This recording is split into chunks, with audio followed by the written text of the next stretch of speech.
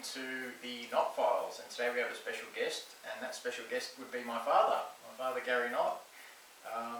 He's come all the way down from Dunedoo. Hey Dad. He's come all the way down from Dunedoo, New South Wales, and a country area which, as many of you would know, back in 2012 and 2013, a lot of UFOs and strange anomalous sightings were witnessed by myself and other family members, my father included, being the person who saw most amount of objects with me. And yeah, and I'm very privileged to have him here. And it's not every day you get to have your father and interview your father, so this is something different for me and for him as well. So thank you very much for being on the show, Gary. Pleasure, mate.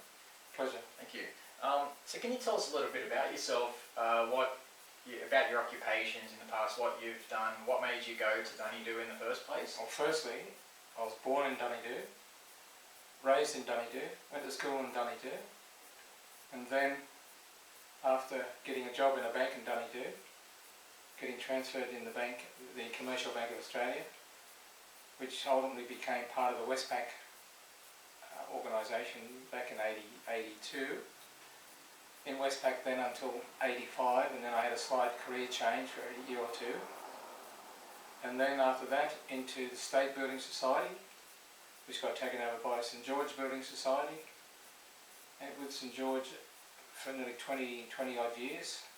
So in reality I've been in banking for nearly 40 years. Well, that's a lot of time in banking, and during that time you held positions as management for pretty much most of your time there, from what I remember. The latter part of my career in banking was branch managers, senior lending manager, business managers. So quite a diverse role. But yes, it's last few years were in senior management levels, which is in branch structure, the branch network, not in the head office or anything like that, all in branch world. Excellent. So you could say you're a man who's widely respected by especially members of the community. I remember walking through shopping centres with my father in the past and having pretty much every second person we'd meet stop, and it turns out he'd given a home loan to. So, you know, my father's a highly respected man, very well known as well. It used to get sort of annoying. We'd just go down the shops just for 5 minutes and we'd end up spending an hour down there talking to people, just random people from the street. I've never met anybody who actually knows so many people and who has actually helped so many people out, you know, so it's a privilege. I've always, my father is a man who doesn't drink, doesn't smoke, never has, And never straightest, and never will. Never will. Straighty 180 kind of guy you'll ever meet, you know, and 360 degree. there you go, straighty 360. That doesn't really make sense, but you know, he's a man I highly respect, and he's a man who I've always looked up to, and you know, and as well as my other half brothers as well. You know, we all respect him highly, and he's done a lot for my family. Gary, can you tell me why you went up to Dunedoo and what year you went up to Dunedoo? What made you leave work and decide to go up? I retired from banking at the end of 2011 and decided the opportunity came up that I could go home and live back in town, and I went back to Dunedoo in early 2012 and have lived there since. So the opportunity came to return home, my birthplace. I took it. Look, that's where my family is. My brothers, my sister, aunties and uncles. As they say, home is where the heart is. So, Yep. you know, that's fair enough. So you left the bank and decided to go and work on the farm and help out on the farm. Help out on the farm, or you're working on the farm, so Yeah, helping, working, and help out. yeah. So, and this is I went up in 2012 myself, in August 2012, and you know, the second night I was there, I witnessed a large white sphere. Some people call them orbs, whatever the case may be. A white ball just moved over the back neighbour's house, and that probably would be, you know, maybe 50 metres away, if Yes, that, the top of their roof, and this ball was probably half the size of the house. It was probably the biggest white sphere I've ever seen in my life, fully glowing from the inside. It had its own self-illumination. At night time, probably about 11:30 p.m, and this thing was just moving very slowly, very quietly, no sound, no anything really. I didn't pick anything up from it. Nothing out of the ordinary except this huge white ball illuminating the roof tiles over our neighbour's house. And this it went behind a shed, and behind this shed, it never came out the other side. But then about a minute later, on the other end of town, you heard all of the dogs go crazy, all of the cattle. I think there's once a month there's cattle sales in Dunedoo. Twice a month. Or twice a month there's cattle auctions. So the cattle stay there the night before, and then the next day they're people auction for them and bid for them. So this white sphere was heading in that direction, in that general direction. And the next thing, all of the animals in town were just going absolutely bonkers, and it was something that I'll never forget. It was straight away. I was like, oh my God, they're here now too. I couldn't believe it. I've only seen a handful, a very small handful in my life leading up to that stage. But that's what really kicked it off for me in Dunedoo, was that white sphere. I remember running in and telling you straight away, and I was really excited about it. And you're not going to believe what I just saw, Dad. And it was literally the second night I was there that it started happening, and it was just it went on from there. It was really intense. Do you remember when I was around 12 years old, and I think Jacob, Benjamin and Anthony were a bit younger than me. I forgot my own stepbrothers' names. Jeffrey and Anthony. Yeah, Jeffrey and Anthony were, they were a couple of years younger than me. I think Jeffrey was a year or two younger, and my other brother was probably about 8. 3 or 4 years younger. 3 or 4 years younger, yeah. So he would probably been 8 when I was 12.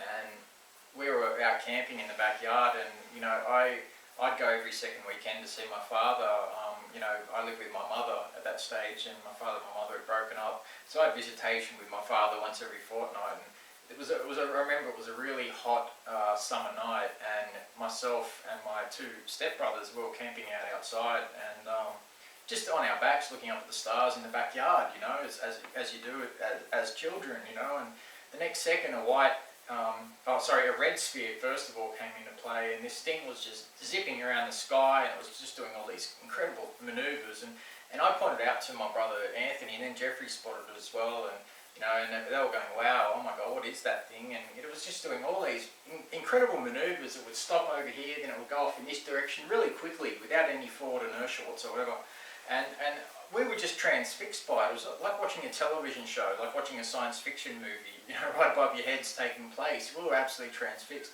I remember screaming inside to, come outside. I remember you guys were watching TV inside at the time, and I remember getting Jeffrey and Anthony, or one of the 2, to go up to the back door and to get the parents to come outside and see this thing, and I remember you guys weren't really too keen to come outside. I thought, you must have thought I was just kids playing around or joking around or whatever. But while this red sphere was zipping around the sky, another bluey sphere came into play, and then a yellowy green sphere come into play. It was like a white tinge with a bluey tinge to it. It was incredible. They started chasing this red ball of light. It seemed to us that they were chasing this red ball of light around the sky, which was in itself just incredible. It was like, what was wrong with this red thing for these other lights to come in and chase it away from us? It was really bizarre, and this thing, they were covering vast distances of the sky. It was hard to tell how high they were because of the night time, but the distances they were covering were just incredible, so it was hard to tell the size, being a child and being at night time or whatnot. But looking back now, I'd say that they would have been slightly larger objects a little bit further away. But whenever this red object would get close to us, this blue object and this other object would come in and it would stop, and they'd go right to the spot where this thing was, and this thing would then zip off that way, then they'd follow it. And this happened for about maybe 7 to 10 minutes, maybe even a little bit longer. It was, we were just transfixed. We were, trying to get you guys to come outside to come and have a look at it, but I guess they didn't, want to get away from the football or whatever was on TV at the time. But that's what I had my initial sighting when I was 9, but it was a sighting when I was 12 that I had witnesses, my first ever witnesses to a sighting, and for me that was an incredible thing. And that's something that when we would catch up in years gone by after that incident, we'd still talk about it because it was still a big thing in our minds. It's something when you're a kid that really transfixes you, it makes you really fully aware that there's something else going on, and it sends you on a different path. Your brain seems to act a little bit differently after that. And me myself, I went to a Catholic school, and I was taught by very strict brothers, you know, and with the habits and the things around their necks and all that sort of stuff. And I used to bring that up in religion class, you know, and I used to have to stand out, either go on detention. I think I went on detention twice because of it, and other times I'd have to go sit outside the principal's office. He wasn't a brother, but he was just a normal teacher, but he was the principal of the school. And and just for asking the question, well, if we're alone, then if we're alone, what are these things? You know, are these things God? Are these lights gods? You know, and for some reason, the Catholic or the brothers that were teaching me didn't like me asking those questions. Maybe they thought it's too crazy to answer, or they thought I might have been making it up. Who knows? But I was genuinely curious, and because of that, and because of the reaction that I got from that, it really spurred me on to find more and more about these things and what they were about and where they come from and all that sort of stuff. I still don't know exactly where they all come from. I think it's an interdimensional type thing, or it could be it's really anything. Look, it's up in the air at the moment. There's a lot of people around the world saying it could be this or it could be that, but no one really has 100% proof that,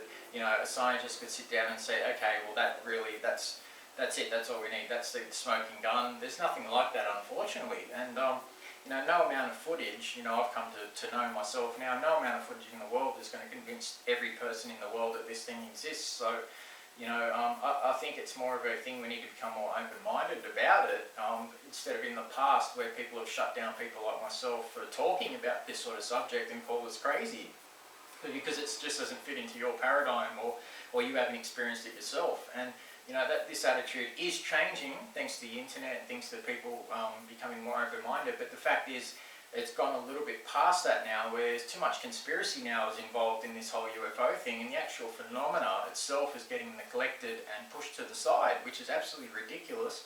You've got UFO groups all around the place who don't really care about UFOs. They think they're lights in the sky, which is incredible to me, because the word UFO in their name, of their group's name, you should really take that out and maybe put fanciful story time telling group. Because it's pretty much what I've seen is just people making up stories and people adding to their stories, or people competing with each other to have the most amount of footage or the best footage or this or that. And the stuff that goes on behind the scenes, like, it's quite disgusting, and people would be quite, if they knew what was really going on, people would be quite sickened. Some people, I'd imagine, people who really want the real truth, and who are interested in the actual phenomena, but the phenomena itself has been neglected heavily. But that's going off on another tangent, but Dad, there's a lot of tangents to go into. There's plenty, Plenty to discuss, plenty to talk about. That's right. Dad was in Dunedoo when I moved up there, and after I contacted Mariana Flynn from U4 New South Wales, and she sent a bunch of researchers up, and I remember being in the backyard on the afternoon that these guys were meant to be coming up, and I remember having my tripod set up, and I was pointing it up to the sky, and I just had this strange feeling that something's going to be around. And so I'm filming, and the next second I hear Dad and someone else calling me from the front yard. So I've turned the camera off, I've run through the house and gone out there, and I've gone to the front door, and I could see Dad and another gentleman called Enzo Farias, who was the investigator who came with his group. And they were standing at the front of the house, just by his forward drive, pointing back over the house where I'd just come from. And sure enough, they said, "Quick, come down." And Dad was really excited, and Enzo was really excited.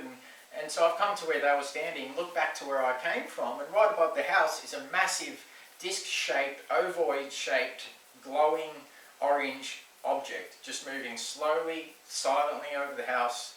It was just amazing, and that happened the second that Enzo came into town and pulled up. And so unfortunately, I could have caught that, right, except for the guys calling me, I turned the camera off. But if I'd have kept filming, I would have caught that thing come over the backyard, right where in the direction it was headed. It was headed towards me at the time.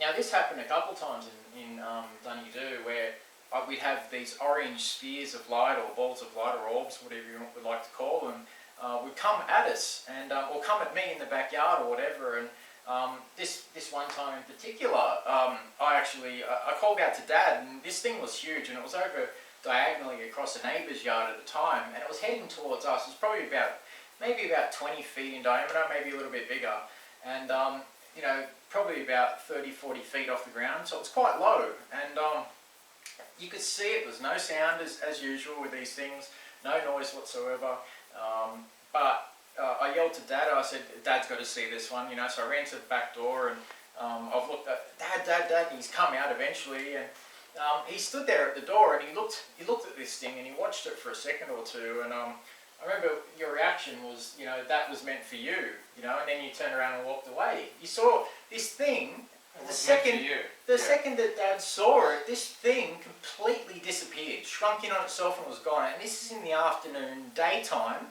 on an overcast day, so there was not much sun around, it was quite grey. So this thing was crystal clear, very low, very large, and probably about maybe 30, 40 feet away, not far away at all, it was quite big. And then first Dad's reaction was, after it allowed him, or after Dad saw it, then the thing disappeared. So it allowed Dad to see it, but then It gone. disappeared. Then it disappeared. Yep. And that was absolutely amazing. That's right. That's what happened. That was incredible, you know, and things like that were happening day in and day out at Dunedoo, having balls of light heading towards us, balls of light zigzagging across the sky, balls of light appearing around satellites, and then zipping around the front of the satellite as if the satellite's standing still. I mean, this is absolutely incredible, and then disappearing like this. They were doing it near aeroplanes as well. So we'd see aeroplanes come over because we were right underneath the flight line heading out to Dubbo, and we'd see aeroplanes go, and then sometimes you'd see objects trailing them. Little white balls of light, or big balls of light. It's hard to tell at night time especially, but the actual size of these things, but they're incredible. They'd follow the aeroplanes, they'd follow, I mean, we've filmed them since following balloons and doing all sorts of strange things, like with our own airborne objects, like i.e. helicopters and all this sort of stuff. So they seem to have some sort of fascination with airborne objects that we create. So whether that's a fascination with our own technology, I mean, good possibility, but the fact is it keeps on happening all around the world. So you'd think if an alien race, you know, there's only so much of our technology that they can learn about before, you know, okay, well, why do they keep sending more and more things to check out? The same thing happened with the Foo Fighters back in World War II and in the Pacific Theatre and all over the shop, where, you know, the Axis and Allied pilots thought it was each other's secret weapons that were following, and these balls of light would sit on their wingtips and follow them, or sit underneath the plane, or even I've heard reports from pilots who've contacted myself who've had balls of light follow them, police officers as well, in police helicopters. I mean, it goes on and on and on. So, I mean, they do definitely have a fascination. Now, whether it's different, whether it is alien and there's different aliens visiting us, and each one is their first time here, and that's why they keep checking out the aeroplanes, because, I mean, aeroplanes, they have changed a lot, you know, in the last probably 50, 60 years or something. So, I mean, that would explain why, you know, they're keeping an eye on our technological advances. If that's a possibility, anything's a possibility with this subject. So anything's up for discussion anyway. You know, you can't really rule anything out. But it's good to have an open mind, but not so open that your brain falls out your ears. Now, Dad. Oh, yeah, let's get back to Dunedoo. We had a period of time there where we spent outside every night. We actually recorded a number of sightings, and some nights 10, 20, I think the most we might have got in any night of sightings of things in the sky which we couldn't explain, up to 30. So we end up with a lot of sightings, which we documented. We tried to document everything. The number of things that we sighted, and we got that record. Yeah, our Dad found that the other day. We'd lost that. We misplaced it. Sorry. We wrote everything down, and every single night we'd see an object. We described what we saw, what direction it was headed, pretty much every detail that we could find. And it was amazing. It was something that got Dad and I outside, looking up at the sky, and, you know, away from the television set. And it was just incredible. It was an incredible time. And, you know, it seemed like every second night there'd be something happening in the sky. Every night. Well, nearly. At one stage, I think every it was night. like a month straight where we had something every night. Yep. Something every night. Yep. I mean, in numbers. And this is a very small country town, and you're looking at 500-600 people in this town. So it's not a very large town with a very small populace. Everyone knows everyone. And the good thing about Dunedoo was that, you know, after a certain hour, what would happen is that everyone would be at home, they'd switch their lights off. There's no street lights in the town. There was only a few street lights around, so there was very, very little light pollution hitting the sky. So you could see everything crystal clear, very clear, and it was just an incredible experience. We were seeing you'd see your normal satellites and you see your normal aeroplanes, and they were quite easy to, you know, to work out what they were. But then you'd see these other things that were just, you know, they couldn't explain. Yeah, little manoeuvres in the sky. Zigzag. Some of them would go up to each other like this, then move around each other, like almost like they're saying hi and then continuing on their journey. You know, some of them do semicircles, some of them are zigzag like greatly across the sky. Now there is a phenomena where you can look up at a satellite for a while and it can seem to zigzag a bit. Now that's an optical illusion. We saw lots of that. Now, but what we were seeing were not satellites doing this. We'd see things that would do all these wild Change directions. Change direction was the biggest ones. Yeah, they'd stop here and then they'd go this way, or they'd go off at an angle this way, or whatever the case may be. Some would zip across really big. And as we all know, satellites do not change directions. Yeah, colour. They do not change colour, direction, speed. Yeah. It stays pretty much straight. So these things were doing things we couldn't explain. It was like they were putting on a show for us. It was absolutely incredible. And you know, the big thing for me was when the crew, the UFO group, came to town, and the second night that they were there, after seeing that UFO when they first arrived, which was incredible. The second night they were there, they stayed at my uncle's farm, and unfortunately I had a big migraine at the time, so I was indoors, and I'd actually been in hospital that day because I was that sick. And I remember the next morning, them guys coming back from my uncle's farm the night before, and my father's a half brother, and they were so excited. They were, oh my God, this whole team of investigators, they were so excited. Apparently that night they had because my uncle's farm's just outside of town, probably about 5 kilometres outside of town thereabouts, right? Just about. But he's my brother-in-law. Brother-in-law, sorry. Brother-in-law, not half-brother, brother-in-law. Or half brother-in-law, there we go. Brother-in-law. So we've got to get that sorted out. Yeah. And so they stayed on the farm, and apparently a UFO that had multiple colours on it, flashing colours of lights, started cruising slowly over the top of them. And I can't remember exactly what time it was, or what hour it was, or whatever, but it was early in the morning sometime, it was dark. And one of the guys actually shone a torch up on this object, and this object stopped, the lights went out on it, and apparently it hovered there for about 3 hours. And they caught footage of this. They did promise me the footage, but I never received it. But, you know, it's not the point. The point is they actually caught something, which was, you know, quite interesting. And after that, the following weekend, we had Mariana Flynn come up.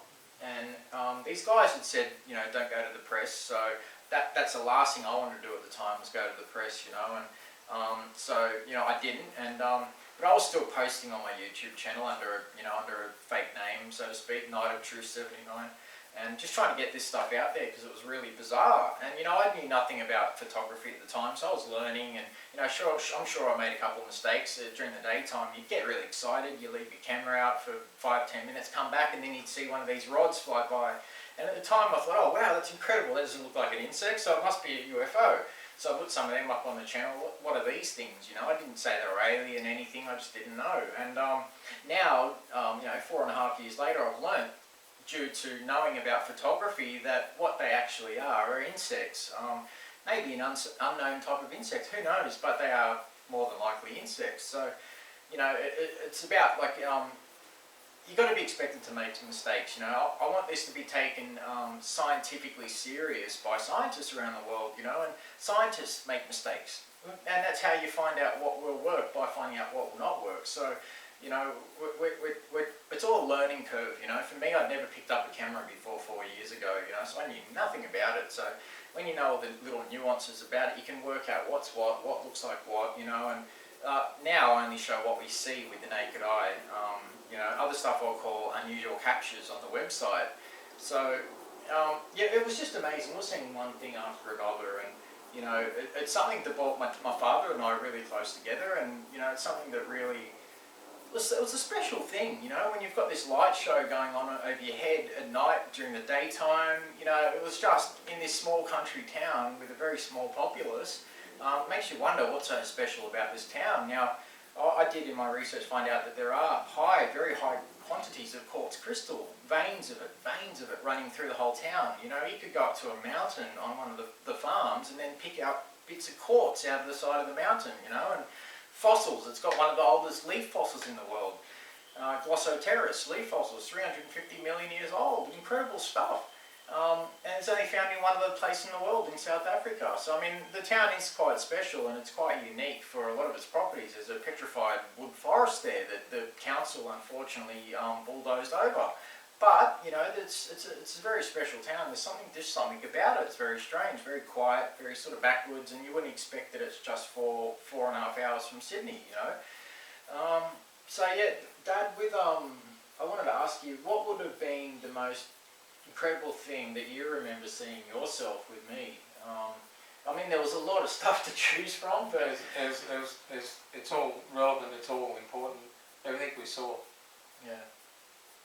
It's something I didn't see before, so everything's important, mate. The orange orb. Would you say that daytime sighting would have been one of the best? One of the biggest. No, one of the best. One of the best. One Yeah. of the biggest. Yeah. One Yeah. of the biggest. One of the best. Yeah. Okay. Yep. But what we saw at night time, moving about the skies, No. was. It's like as soon One as after the the sun other. would go down, we'd see all these things, and some of them would go till 3 o'clock in the morning. Some of these sightings, so you know, it was just quite. I wouldn't be outside of that late. You may have stayed up that late, but I didn't. I found it hard to sleep after I'd have sightings because I'd be so excited, you know, that all this is happening. It's incredible. My heart would be beating so fast and all that sort of stuff. And you know, I never had that much of a concentration of sightings in my entire life. They've been quite sporadic up until Dunedoo. Now, since Dunedoo, moving to Taree, they followed us in the car in Taree. They followed us from Dunedoo in the car as well. We got photos and videos and all that sort of stuff. So, and now back down in Sydney, we're capturing them here, you know, at least 2 or 3 a month. Sometimes more, sometimes less. You know, you have your droughts where you don't see anything at all for a while. And recently we went through a drought like that where we didn't see anything for nearly a month.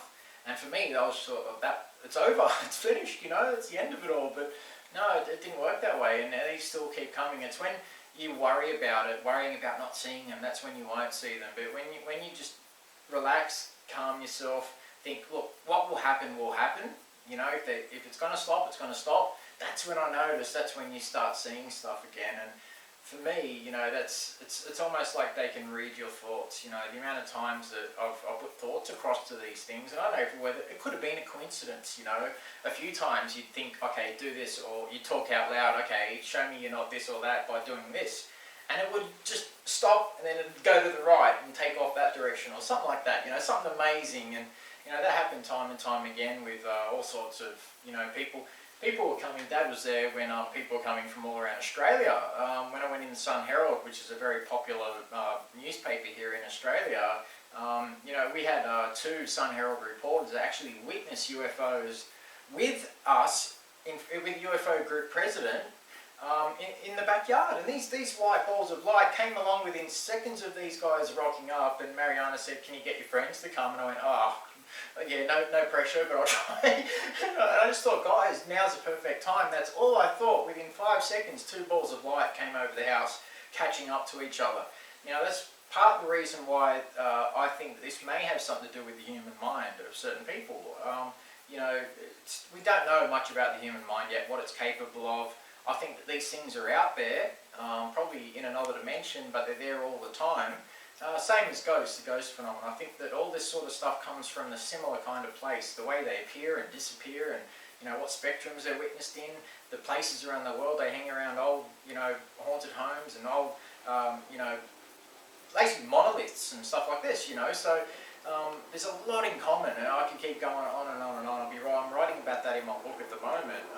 You know, some of the correlations only by what I've seen with my own eyes and witnessed, strange white figures hanging above me while I sleep, talking to me, or I'm talking to them while I'm sleeping, and you wake up the next morning and you think, holy shit, what the hell is that, and you're walking around the house going, did you come in my room last night, did you come in my room? Then you realise, no, everyone's saying no, but then you realise, hey, no one could come in anyway because they would have knocked the tripod over if they opened the door.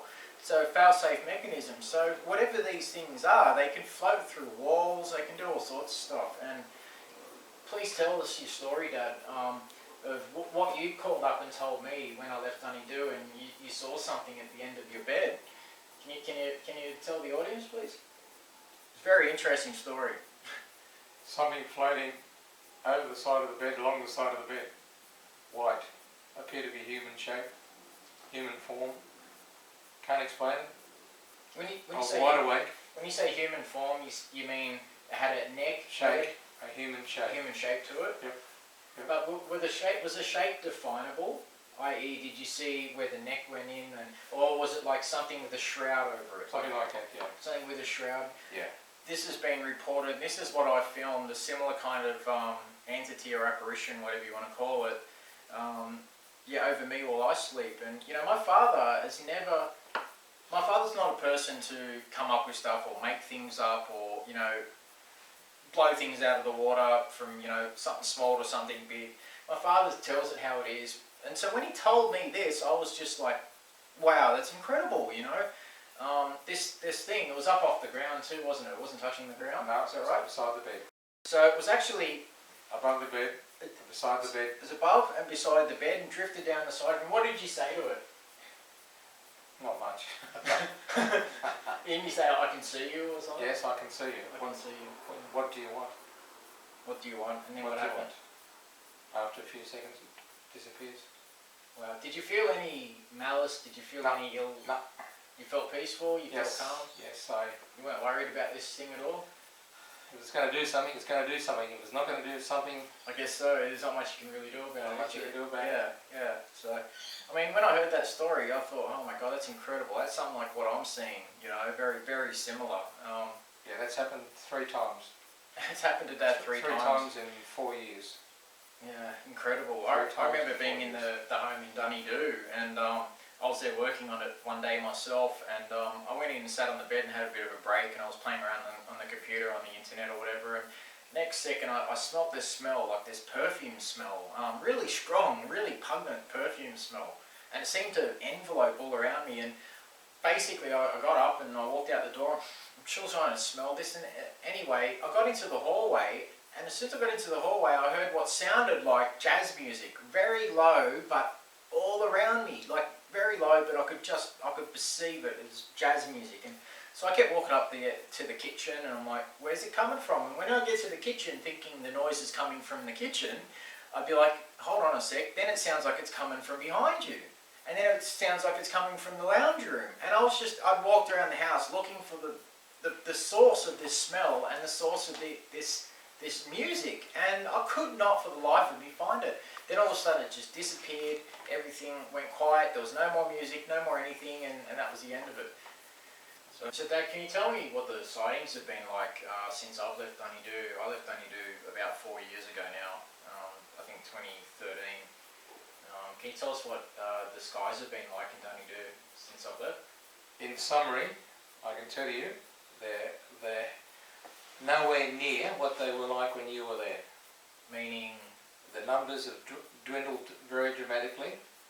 There are times I can go outside, which I still go outside. I still look out in the skies. Sometimes I've even got to ask, where are you guys? And sometimes I'll see something and then it disappears. But when you were there, we're getting a lot of sightings. With you going, those sightings dwindled dramatically. So you being there were the catalyst for all these things that are happening in the skies over the house and around Dunedoo. Without you, there hasn't been the numbers. But UFOs have been seen in Dunedoo before I was there. I've spoken to people in Dunedoo who had seen them. Family members, aunties, whatever, have seen them, but they don't think much about them. They've only seen odd ones. one or two perhaps, where you've seen dozens. So I've seen it, when you were there I saw dozens, but when you left, and over the last period of time that you haven't been there, the numbers have dwindled, gone right down, and occasionally might be one a week, one a fortnight, even one a month, if that sometimes. Sometimes it's months without seeing anything. Yeah. But I don't spend the time out in the backyard I used to. Yeah, well, I find that quite incredible. I remember being in Dunedoo and a gentleman approaching me, and apparently he still walks up and down the road, showing people his old pinhole photos of what he thinks are UFOs, and people in the town ridicule the poor fella, you know, and it's quite sad. I think he'd went and seen a doctor and told the doctor that he was seeing lights in the sky, and the doctor put him on really, really heavy psychiatric medication, and you know, the poor fella now apparently is a different person altogether, and you know, almost like a zombie, which is quite sad, you know. And when I came out in the paper, and people were coming from all around Australia to come and see the UFOs themselves, you know, that's when he contacted me and told me his story, and you know, he left. I had to have a cry because I know what it's like myself, you know, having trying to just get the guts to tell someone about your sighting or what you've seen, and then being ridiculed or, you know, laughed at, or, you know, people think you're crazy and all that sort of stuff. And, you know, it really sort of creates a lonely atmosphere for people in their lives when they can't really speak the truth about what they've seen and experienced, just through fear of harassment. And, you know, the government doesn't need to do anything to really, you know, rubbish people anymore, because people rubbish each other over this, you know, this whole thing, and it's sort of ingrown in society now, where that's constantly happening, and you know, it's something that really needs to change. And you know, for me, Dad, it was really important that you saw what you saw in Dunedoo with me. I've seen it. I'll confirm what we've been discussing. I'll confirm everything we've seen. But some people don't want to think outside the square. Some people don't even want to go outside the square. Yeah, that's right. Their thoughts are only centered around themselves, and they do not think about anybody else's, what they do in life and what other people can see and do. They're just not worried about it, mate. You just move on from them. And they're stuck in their own little world, yeah. I notice there's a lot of people in small country towns that are just like that. And there are some. There are some that are not. Yeah. Everybody's got a story to tell about something, but very few want to tell about what the sightings that can be out there, what they've seen. Very few want to talk about it. But you do, and I have done. I'm glad you have, Dad. My family members, some of them have even told you about Auntie Pat, Auntie Alice, Auntie Olga. Yeah, look, I had a few of them open up to me about the sightings, about I've seen things in the skies. Individual things that they saw in the skies during their lives in Dunedoo and all that sort of stuff. So the phenomena has been around for quite a while in Dunedoo and around that surrounds. It just seems like when I went there, for some reason, it just went through the roof. But unfortunately, as we all know, the phenomena have been around since civilization started. Oh, well, that's a hypothesis. There's a good possibility it has, yeah. You can see from some of the paintings that are on walls and caves and whatever, things that happened in the past which are unexplained. Well, yeah, definitely. I mean, we can't know Sightings the entire history of the human race. We don't know even, you know, what's in our own oceans, at the base of our own oceans. So there's so much still unexplored about our own brains. So much that goes on in our own atmosphere that we don't know about, and what mechanical processes cause certain things like sprites and jets and elves and all these types of unusual weather phenomena. And so there is something. I'd like to thank you, Dad, for coming on for the Nott Files. Here's another Nott. My father, great man. You know, it takes a lot of nerve to do what you've done, to come out and speak about what you've seen, and I truly am honoured, and I really appreciate it very much. So thank you. Thank you, Damien. Thank you. Your work is tremendous, mate. Just keep it up, and the answers will come eventually. Appreciate it, Dad. Look, I think this is a subject where the answers won't come. I've been looking for them for 28 years now, and you know, it's deeper and it's darker than what a lot of people think. It's not love and light, but you know, hopefully, you know, down the track we may have more of an understanding about the phenomena, the mechanisms involved in it. But for now, I think most people on this earth are pretty much stumped by it. But Yeah, who knows, Dad? You That know, 28 years in lifetime is just a mere drop in an ocean. Oh well, look, people have spent their entire lives looking, trying to find an answer for what this phenomena is, and they've died and still not known an answer. So there'll still be a lot more people coming and going before I think an answer is fully known. And I don't think that the aliens are going to disclose themselves. I think if they have, they already have, and we just don't, we haven't noticed, or we don't really give a damn. Then the government's not going to disclose either. I think that's a fallacy, and I think that's just high hopes and wishes. As we know, mate, there's a lot of variables in the equation. A That's lot of right. variables. That's right. That's right. Yep. There is. Thank you, Damien. No, but thanks for being on the show, Dad. Thank you, mate. Appreciate it. Cheers. Thank you. Thank you. Thank you. Wind her up.